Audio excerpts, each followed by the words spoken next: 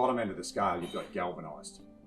So galvanised is a product that you really can't run anything onto. So when you're running any other metal onto it, so you've got to make sure that you match the galvanised. Otherwise, for instance, if it's a galvanised gutter, that galvanised gutter must have galvanised fittings with it. If it's a galvanised roof, you must have galvanised fittings with the galvanised roof, and you cannot mix a stronger metal like an aluminium or colour bond or what have you. You have to use, we use a poly.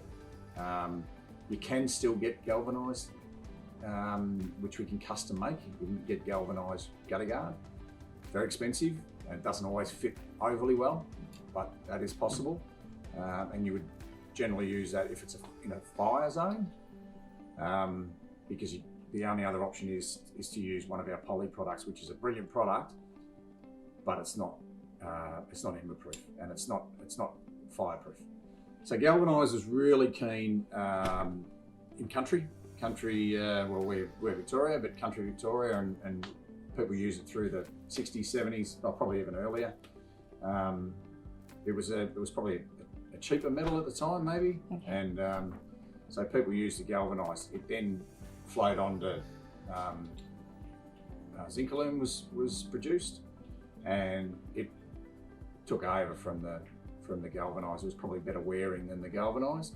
But again, these days, a bit like when we were talking about copper gutters earlier, it's coming back into fashion. People want the look of galvanised. It's a different look. So we're matching up whatever we can to, even for new homes now. We did one only recently for new homes where they put galvanised everything in.